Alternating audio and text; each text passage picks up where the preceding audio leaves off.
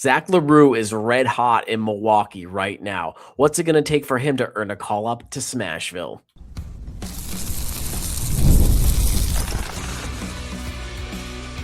You're Locked On Predators, your daily podcast on the Nashville Predators, part of the Locked On Podcast Network, your team every day.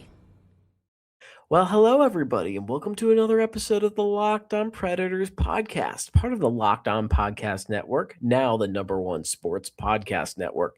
Thank you for making us your first stop of the day. We are your free daily Nashville Predators podcast. I want to start off by shouting out all of the Locked On Predators podcast community and our everydayers who tune in to chat all things Preds every day. My name is Jack Williams, and I am the Nashville Predators beat writer for the Hockey News. And we have an interesting episode going on today. I need to enunciate there a little bit more.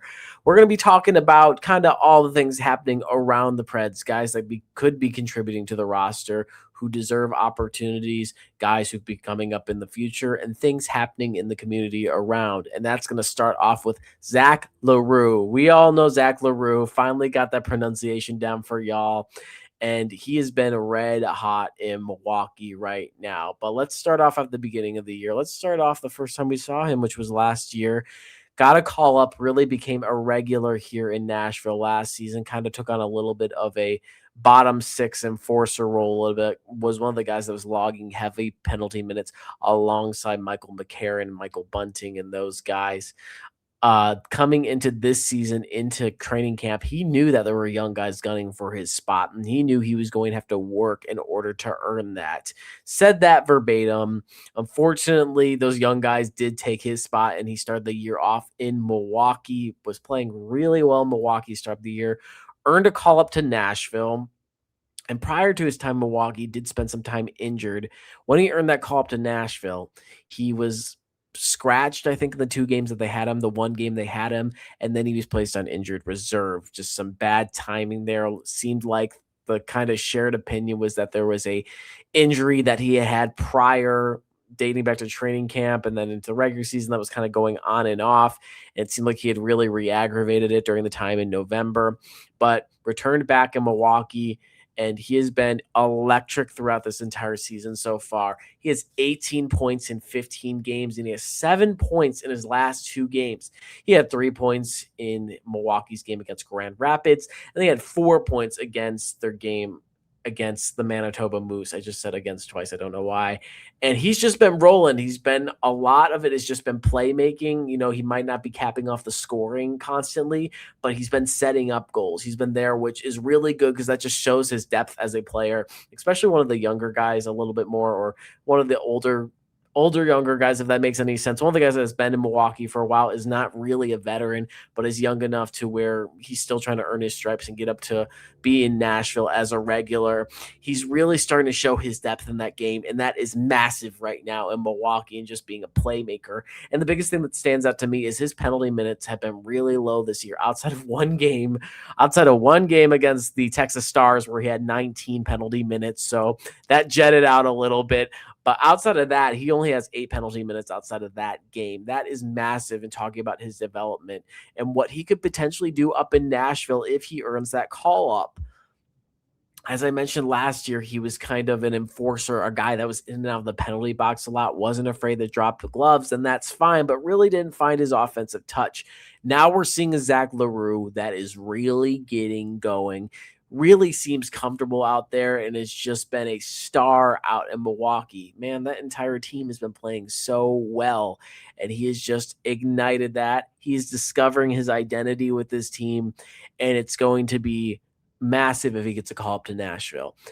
But the big thing that we've been looking at this entire year that's been a continuous thing is we haven't seen a ton of Milwaukee call-ups this year, as the Nashville Predators have really sat on just the guys they've been with, and they haven't been really tossing around a lot of names so far. We've seen Joakim Kamel come up.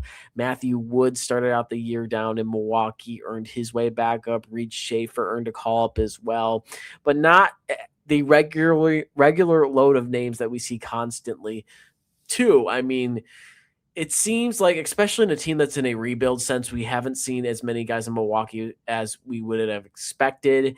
And especially for how well this Milwaukee team is playing, you'd expect to see more guys in this rotation. In my opinion, completely, Zach LaRue needs to be called up. It's no question. There are guys on the offense that are lacking, and we've seen that from one of them who had been healthy scratched here and there. He's played a little bit better and assists this previous game against the Edmonton Oilers as Matthew Wood. But there are guys that deserve a chance. The Nashville Predators, I think, need to realize they don't need to just stick on guys for so long and be like, we are setting this lineup and we're going to stick with this. And this is working right now. We don't need to do anything else. With these bottom six guys, throw it in a rotation a little bit more. Move some guys up and experiment with it, especially when the team is playing well. Test it out a little bit more. Get some guys into that rotation. There are so many guys down in Milwaukee that deserve a chance, and the Predators should be a little bit more confident in making sure that the lineup gets a little bit more switched up and these young guys get their minutes. We got to go back to the Spencer Stastny trade with all of this, and I can't get too excited because I'll talk too fast. But Barry Trotz said, I was going to hold this to the end, Barry Trotz said that he traded Spencer Stastny to get younger forwards into the lineup. We really haven't seen too much of that. And the whole mentality kind of perception that everyone picked up on with this Spencer Stastny trade, and what Barry Trotz said with that is, you traded off a young defenseman and you want to bring younger guys in the system. How does that make any sense? Now you have guys in Milwaukee that are going off and seemingly just making this team better, but none of these guys are being transported up to Nashville. None of these guys are taking flights up to Nashville, and they aren't gearing up in the gold. They are staying in Milwaukee. And, that's good that Milwaukee's playing well, but if you aren't doing anything with all those prospects, it kind of seems like a little bit of a waste.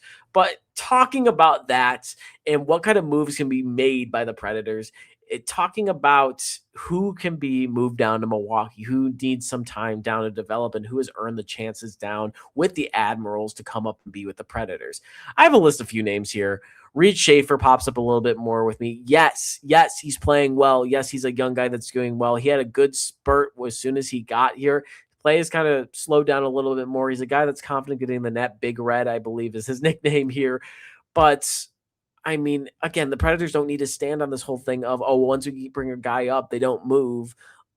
I think there's a lot of people down in Milwaukee that deserve their chance. And specifically in this bottom six with the Predators, there's guys like LaRue that could really bring this lineup up even more and add a scoring touch. And if they don't, try somebody else. Bring Schaefer back up. Schaefer has been good. He's been a good presence on the ice. He's been a big presence. I believe that's why the Predators like him. But his output in scoring hasn't been as high lately. So, I mean, he's not doing anything awful or bad. I think he's just a young player that, okay, you got your time to run around in the yard. Now it's time to go back down to Milwaukee. I think you could use that same math with Matthew Wood a little bit, especially in the sense of the Predators healthy scratching him a bit. And in my opinion, when you take young guys and you healthy scratch them like that, I feel like it's a waste of time, essentially.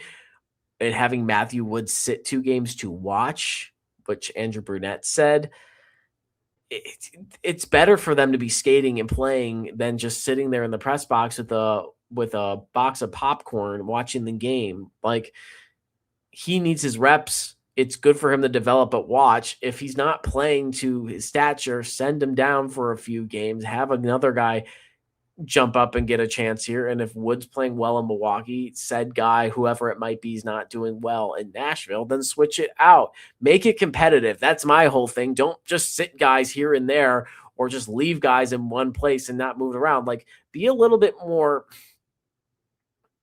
bold, I should say. I was trying to think of the right word. Be more bold with the guys that you're bringing up from the minors and sending down. Like, be forward with that. Tyson Jost is another guy. Listen, I understand he's a veteran in this lineup, but he's on a paid tryout too. This was a guy that was being scratched on and off. In my opinion, he hasn't done too much to lift the bottom six. If there's another guy in Milwaukee, I don't understand what's so important with having Tyson Jost staying up in Nashville. And maybe there's contract details right now that I have not educated myself on right now with a paid tryout, but I just don't understand with him. And then another one, which I think is less likely, and a lot of people are high on him, and everyone is kind of giving him a lot of leeway, in my opinion. That's Fedor Svechkov. He's played better recently, but he just hasn't had a good, really sound year. In my opinion, he has kind of disappointed. I understand he's young, but they did put him in a heightened position at center. He just hasn't turned out the way. His game is starting to pick up a little bit more, but I mean, if he needs a kick in the pants to keep going, send him down to Milwaukee. Absolutely. Just, you can't just limit it to stuff or like just, you need to kind of pick it up a little bit more. Be bold, as I mentioned. And I don't think they would ever.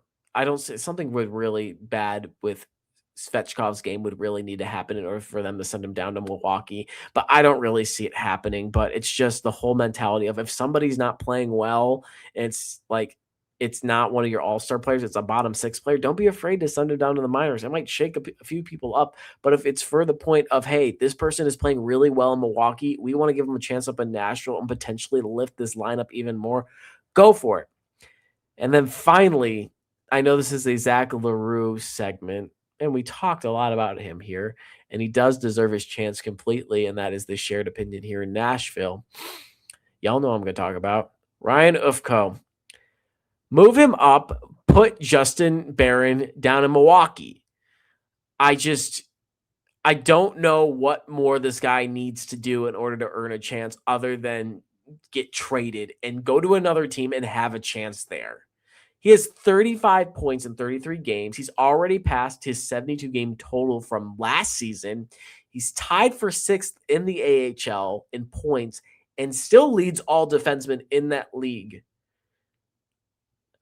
I just don't know what more this kid needs to do other than coming up here himself, putting on the uniform himself, and just throwing him on the ice with no one else's permission. He is on fire right now, and I just don't get it. And especially with someone, Justin Barron, who the Predators are just living and dying on right now and being like, he's critical, and Andrew Burnett saying, oh, he's going to be putting in some heavy minutes here. I just don't get that. Why are you guys so just bent on getting this guy into the lineup and having him get involved just for, it feels so overdue to just send him down to Milwaukee. It feels overdue. Everybody, it feels like the fan base is saying this as a whole. It just feels like, it just doesn't make any sense as to why he's been up here for so long. I understand he's injured, but he just doesn't contribute anything to this lineup other than getting healthy scratched or being the 2, 4, 6, 7th defenseman, especially last game when Nick Hague's injured. Oh, let's throw Justin Barron into the lineup just because he's there. And especially now when the defense is not great, it's playing better, but it's not great. I wouldn't say that. I'd say Adam Wilsby hasn't been great this year. I don't think he's been bad enough to be sent down to Milwaukee, but he has not been great. You have guys like Nick Blankenberg and Roman Josi who have been fantastic this year. You could argue that Brady Shea's game's gotten a lot better. I don't really know what's going on with Nick Perbix, but I mean, I don't know what more Ufko needs to do in order to earn a call up to Nashville. In my opinion, he deserves it more than LaRue. They both deserve it immensely. But, I mean, especially with this defense, like I just don't know what's going on. Like, I've said like a million times already, but it's just because my brain's trying to rack around this. You have the defenseman that is leading the league with defensemen in points and is 6th in points overall and is leading your team in scoring. And he has not been up in Nashville this entire year. I just don't know, how do you make sense of that? And I'm going to stop myself before I get even more emotional about Ryan Ufko. But when we come back, we'll do a little prospect report because we have some prospect news. So hang on after the break, and then we will be talking about the future of the Predators and what's going on with them right now. If you've ever hired someone who looks good on paper but wasn't the right fit, you know how important that is. When you want candidates who truly match what you're looking for, trust Indeed sponsored jobs. Hiring? Indeed is all you need. Stop struggling to get your job post seen on other sites. Indeed sponsored jobs put your post at the top of the page and help you reach the right candidates faster. If I needed to hire someone for this show, I'd go straight to Indeed and be very specific about what I need. Real experience, not just resume buzzword. Instead of struggling to get your job post seen, Indeed sponsored jobs helps your listings stand out and reach quality candidates faster. Sponsored jobs boost your post to the people who are the best match for your role, and that makes a real difference. According to Indeed data, sponsored job posts directly on Indeed are 90% more likely to report a hire than non sponsored jobs. Spend more time interviewing candidates who check all your boxes with less stress, less time, and more results using Indeed sponsored jobs. Listeners can Listeners of this show get a $75 sponsored job credit to help give your job the premium placement it deserves at indeed.com/locked on. Just go to indeed.com/locked on right now and support the show by saying you heard about Indeed on this podcast. Terms and conditions apply. Hiring, do it the right way with Indeed. So we're to the prospect report now, and there seemingly has been a lot of news about the prospects this past week and a half, week or so, and some good news, some bad news, some interesting news.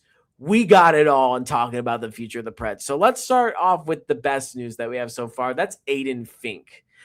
He's the 9th Nittany Lion as he plays for Penn State right now to join the 100-point club. I don't know if you guys have seen it. Little bit of a celebration video came into the locker room after. Looks like he had gotten an interview, kind of sat there. Everyone was quiet. Everyone sat there for about 3 seconds, then immediately ran up and dumped a bunch of water on him to celebrate, and then saying Finky is on fire to, I can't remember. I don't know what the song is, but he's the fastest to do it in Penn State history with 87 games reaching 100 points. This season, he's had some solid numbers, hasn't completely exploded off of the stat sheet. 3 goals, 11 assists for 14 points in 13 games. He's been critical to what they want to do in setting up plays, setting up scoring with those 11 assists. He's played with Gavin McKenna a little bit, developed some chemistry there. This Penn State team was expected in acquiring Gavin McKenna to explode onto the scene, and they've struggled a little bit in just that sense of meeting those expectations and being the best team in the country, but they've still been very good. And Aiden Fink's been a big part of this. He's a veteran leader on the squad, and it's been a good winter for him.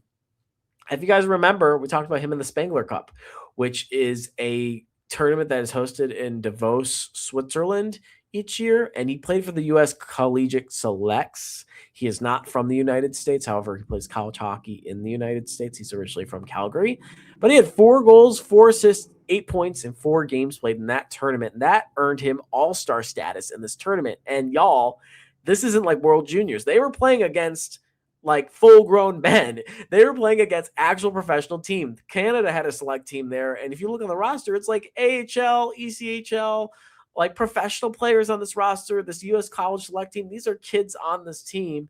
And then you had 2 European teams playing in this tournament too. Aiden Fink's proving that he can get it done against professionals. They might not be NHL guys, but they are North American professionals. They're European professionals. He's doing it all. He's looking really good this winter. So props up, 2 thumbs up to Aiden Fink. Love to see it. Yegor Surin, this is an interesting one. First of all, this guy's just an absolute machine. Let me tell you, Preds fans have got to be so exciting and begging for him to come over to North America, get into the Predator system, whether that be Milwaukee or Nashville immediately, and start scoring and start leaving his impact. It's hard to believe he is just 19 years old in what he's doing. He won the KHL championship last year as an 18-year-old. This year, he has 27 points, 13 goals, 14 assists, and 39 games, putting up a strong number. Again, he is 19 years old doing this in the second best league in the world in the KHL with Yaroslav Lokomotiv. The interesting part of all of this, and this just might be, I don't know what's in the water in Russia. I don't know if there's this strong Russian mentality or it's just Yegor Surin to do this. He broke his arm in December. He's back on the ice in practice. I looked this up on Google like anyone does with anything in the world. A broken arm takes 6 to 10 weeks to heal. It takes a few months to heal. And I have not broken my arm before, knock on wood. If y'all have, I would love to hear experience about how long it took. It probably did not take a month less than a month to heal. He's back on the ice. He's practicing. I don't know if he's practicing with the cast under him or what. There's no way a broken arm heals that fast. That's just crazy, man. That's nuts. What a mentality. That toughness is crazy. This kid is just a machine. He's built different. He is built different. That I saw that come across my screen and I was like, "What? That's nuts." And he's going to be an absolute machine for the Predators, and it's going to be exciting once he gets over here. But more Yegor Surin news. Athletic put out kind of a prospect report and talking about teams' best prospects and went down the list and ranked a bunch of them. Surin was ranked as the 34th best prospect by the Athletic. He had his high end, his compete was ranked as high end. His shot was ranked above average. And I copy pasted the little excerpt from that article, and I'll read it to you guys. Surin is an easy play. Okay, let's start over. Surin is Oh my goodness. Surin is an easy player to like. He's a skilled forward who can create a ton of offense. He displays quality vision and finishing touch and skates well too. What drives his game, though, is Surin is hyper competitive. He brings it to every game, plays both ways, is very physical, and has a lot of tempo in how he creates offense. Surin has mostly played wing this season, but he has the traits to be a second line center or winger. Everything we've already known already. The guy's just a machine. He can be put anywhere on the ice. It's great to see him getting his flowers. It's even more impressive that he has broken his arm and he is back on the ice. But Yegor Surin is just, wow, impressive. And it's nice to see that he's getting international attention as well. A little bit of bad news here. Jack Ivankovic, who was a goalie selection by the Predators in the 2025 draft, is currently at the University of Michigan, played for Team Canada in the World Junior Championship. He was injured in a game against Notre Dame on January 10th, and according to Michigan's student newspaper, he will be out for the foreseeable future, which is just unfortunate for the kid because he's had a great year alongside getting to compete in World Juniors, which is a massive honor in Canada, and getting to do it in the knockout round. He has been lights out at Michigan this year. He has a 7-4-0 record, a 1.92 goals against average, and a 0.927 save percentage. Those numbers are superb. They have been running him every game this year until now. With him getting injured, he has been the guy at Michigan. So it's unfortunate to see him get injured. Hopefully, foreseeable future means not too long in the future he won't be out for the bulk of the rest of the season. Michigan, I know, being the top ranked team in the country, they're going to want to make a push for a national title. So unfortunate to see that. Hopefully he can come back soon. And then not too much news on the Brady Martin end, but I know everybody's interested to see what he's doing. As we know, he's currently at Sault Ste. Marie, played a few games here in Nashville, got sent down to juniors. At the World Junior Championship, had a good run with Team Canada, got injured in that semifinal game against Czechia, went up to go hit a guy that was 6'6". Brady Martin still got big guy for his age, but ran right into him, took all the hit, went to the bench, was wincing with his right arm. Post game, it was seen that he was in a sling with his right arm in that shoulder sling. He's still out. Sault Ste. Marie's managerial staff said his injury is not too serious, but he has not played since World Juniors. He did not play in the Greyhounds' most recent game against the Niagara Ice Dogs. His last game was December 10th. So might be a while before we see Brady Martin again. But, I mean, he still had a good run. He's still proving himself as one of the best prospects in the CHL right now. As we know, a lot of prospects are leaving the CHL to go play in the NCAA. So it's an interesting time down there. But hopefully Ivankovic and Martin get healthy soon. And then hopefully Yegor Surin, I don't know if he feels healthy right now. I don't know what his status is and being on the ice with a arm that's not fully healed. But if he's still rolling, hopefully he's still rolling. And hey, Aiden Fink, good to see him just dominating out there. Hopefully he can get Penn State to a good spot as well. I know Ann Kimmel will love to hear that and see that Aiden Fink is doing well, and hopefully that Penn State can continue rolling. But before we get into our final segment and the final ad break, I want to talk to you guys about the Everydayer Club. So thank you for making Locked on Predators your first listen of the day, and thank you for making Locked on the #1 sports podcast network You already live your team every day. Now take it up a level and go ad free. Join the Everydayer Club today and get Locked on Predators with no interruptions, members only Discord access, and more. All for just $5 a month or $50 a year. Go to lockedonpredators.supercast.com or check the link in the show notes to learn more. When we come back, we're going to get a little bit more local here, and we'll be talking about stuff that might be a little bit outside of hockey, but we'll be able to loop it in a little bit more in the end. We're going to talk about Centennial Sports Complex, or the Centennial SportsPlex, as all the locals call it, and how the Nashville Predators are getting involved with the last locally owned ice rink in Nashville. That is coming up after the break. The wild card round is here, and FanDuel is officially in playoff mode. Every game day during the NFL playoffs, FanDuel is giving customers even more ways to get in on the action. Because right now, every NFL playoff game day, FanDuel users get a profit boost pack waiting for them inside the app. Every game day, you'll see a pack loaded with multiple profit boosts you can apply to the bets you like the most. Open your profit boost pack first thing on game day and see what boosts you want to apply. The boost lets you lean into your game day instincts, whether you're backing momentum, defense, quarterback play, or coaching.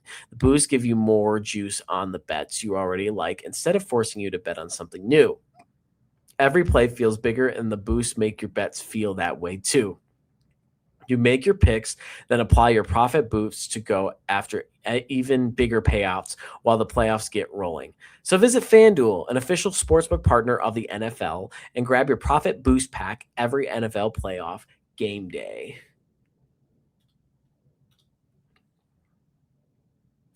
So, Centennial SportsPlex.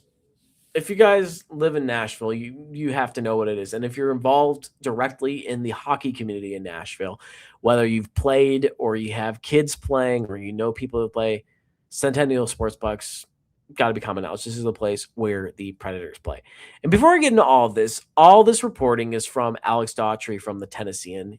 Had some great stuff here about the renovation, really dived into it and is really locked in on what is happening there. So go read his story on the Tennessean if you want to hear more about this. I've kind of broken it down a little bit more. I'm reading through it. But from what we know about Sportsplex, it is the oldest rink in the city. It is the only independently owned rink in Nashville right now. In Nashville, specifically Nashville. I'm not talking about other cities outside of it, but I guess a little bit too. But I mean, the Ford Center is owned by the Predators, and that being Antioch and Bellevue. Now, what's going on right now is the Predators are only one Metro Council vote away from taking ownership of Centennial Ice Arena. That vote is going to come on January 20th, and it is a $30 million investment of a contract that will go from when they pick up this contract, if the vote goes through, it will go all the way till 2049, which I don't know what will be going on in my life or the world in 2049. So that's a daunting time. But this will include renovations to the Predators facilities. They practice there. This is their practice rink. This is like where, if it's not at Bridgestone, all this stuff that they do with the team specifically is going to be at Centennial. This is where they practice during the regular season. Training camps are held at Bellevue. I don't believe they are at Antioch too much, but I think the Predators offices are mainly at Bellevue off the ice, but like the team locker room, that's all at Centennial.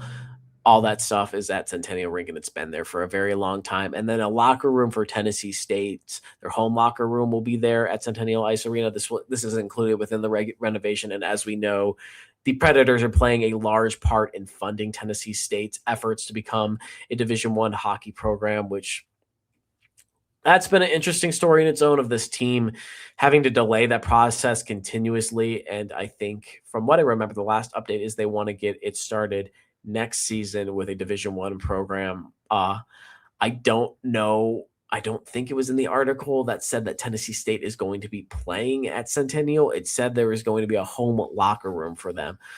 if Tennessee State plays at Centennial, they will need to upgrade the seating completely because that arena is not big enough for a Division I hockey team. I don't think many of the rinks in the city are big enough for a Division I hockey team.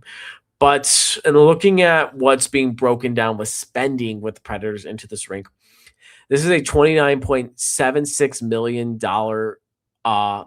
project they're ongoing over the next 25 years. $13 million will be spent on replacing the dehumidification units. These are critical into keeping the ice and making sure that the ice stays good, ice stays cool. We're in the South, so it does get very hot in the summer, and it stays kind of cool throughout the winter. Doesn't really get freezing cold, but stays cool. Either way, that ice needs to be preserved. And then $3 million will be spent on more critical ice maintenance units and technology. From what it said in the article, this technology and this equipment doesn't need to be replaced now, but will need to be replaced in the future. And then the rest of the money will be spent on maintenance and renovation all around the rink, from the lobby to the stands to what's going on in the Predators rink to the ice surfaces. All of that. The Predators are committed to these renovations. They are also committed to offering jobs to the current SportsPlex employees, which is great to hear. So it's a lot of good that's happening there. It looks like the Predators want to make a lot of promise. However, want to talk about the vice versa. And this second part is coming from me. This was not included in the story. Just want to make that separation clear. There needs to be a conversation about teams taking over non-traditional hockey markets, in essentially, and this is kind of a scary word to throw around, monopolizing the sport in regions. And I say that in that it's happened in places before. USA Today released a very deep study about what's happening in Dallas right now. And essentially, if the Stars own a ton of rinks out there, and they own a ton of youth programs out there. Essentially, I think they own everything right now. And if they don't own it, it seems like they have been, allegedly, according to the story and the reporting, they have been bullying programs that aren't associated with the Stars. They've been bullying them out of the program, or if there's parents that are being difficult, they've been pricing them out. They've been bullying them out and essentially monopolizing the sport. They've been raising ice rates. They've been raising costs, all of that, and kind of taking over in a villainizing way. And I'm not saying that the Predators are going to do that. I'm just saying in a traditional hockey market like a Chicago or a Boston or a Detroit or a Minnesota, the sport has been so established beyond its NHL team that this isn't an issue. But in non-traditional markets where, there's rinks that have been there for a long time that would predate the NHL team, there isn't much for them to stand on in the moment, and it allows these teams to come in and really take hockey for themselves. And from my personal experience in living out in Las Vegas, this is exactly what's happened. And it's slowly becoming a problem out there, and just the Golden Knights essentially owning everything related to hockey in that region. Prior to the Golden Knights coming into the Vegas Valley, which is everything in Las Vegas, which from the city, and there's multiple cities in that area. There's Las Vegas, there's North Las Vegas, and there's Henderson. But there was 2 rinks in the city at the point. There's Las Vegas Ice Center, and then there was Fiesta Ice Arena, and it goes by a few other names now. Las Vegas Ice Center is the only non-Golden Knights owned rink in the Valley now. They have built the one that they practice at, which is far west, and then there's another one they own in Henderson, which is a city next to Las Vegas, and then they have bought the rink that was Fiesta Ice Arena North. So Las Vegas Ice Center is the only one left in the Valley that is independently owned. And I don't know too much about the problems that they're having specifically, but I do know there is a pricing issue out there. As somebody who used to go out, I try to play as much as I can, but they would have pickup games essentially. And the price for pickup games are getting more and more expensive because the Golden Knights are pricing out these independently owned nonprofit groups that aren't affiliated with the Golden Knights pickup play units, like pickup play programs that they offer, stick to puck programs that they offer. And they're pricing out all these other ones. I used to skate with one called Vegas Valley Ice Hockey. And it was essentially just, you pay on Venmo. It contributes to the overall cost of the ice and you go and play. Well, the prices have skyrocketed over the years because the Golden Knights are trying to price them out. There was another one called Hockey Night in Vegas. They got priced out by the Golden Knights as well. So in talking about Vegas and Dallas for 5 minutes, you'll know what this equates to, and what I hope doesn't happen with Nashville and the Predators is they don't monopolize this and try to work out all the programs that aren't associated with the Predators or Nashville. Yeah, Nashville Predators as a franchise and what they're doing.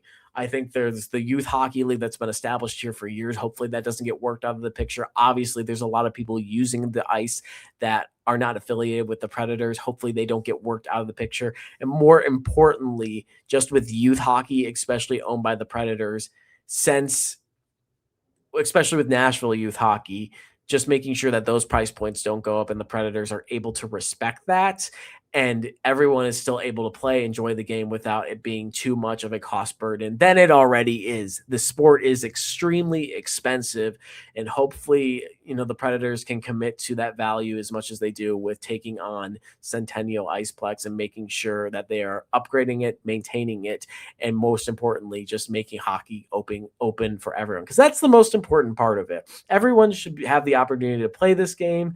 Everyone should enjoy it if they want to and just have a chance to do it.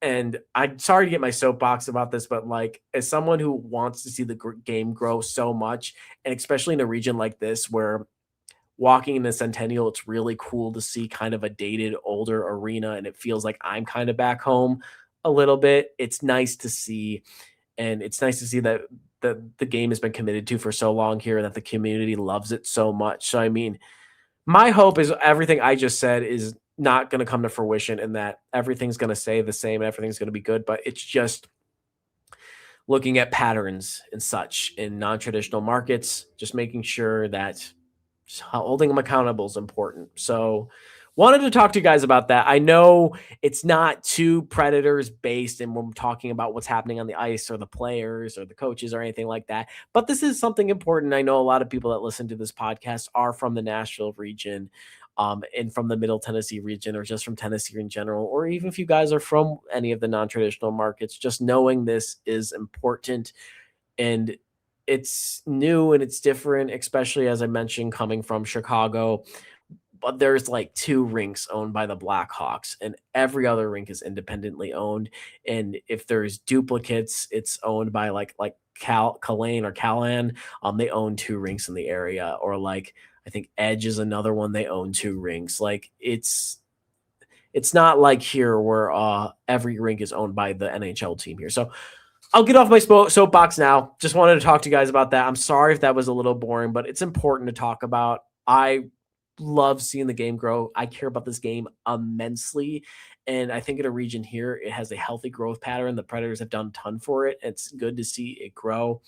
Just want to make sure with a piece like Centennial Ice Arena that everything stays stable for the most part. And I saw some comments too under the story on one of the Facebook pages about people being concerned about the price point. So just wanted to talk about that with y'all. Love talking with y'all. Love chatting with y'all. And that's going to do it for another episode of the Locked On Predators podcast. Thank you for joining me. If you want to see more of my stuff, you can find me on Twitter at Jack G. Williams. All my stuff is on the hockey news, writing wise. So that is the Hockey News Nashville Predators. And if you guys are just interested in Locked On Predators, we are LO_Predators on Twitter, and then on Facebook and Instagram, we are just Locked On Predators. Again, thank you guys for joining me for another episode of the Locked On Predators podcast. Grateful to be here. Love chatting with y'all. Love having these conversations. Love reading your comments. And tune in tomorrow for another episode of the Locked On Predators podcast.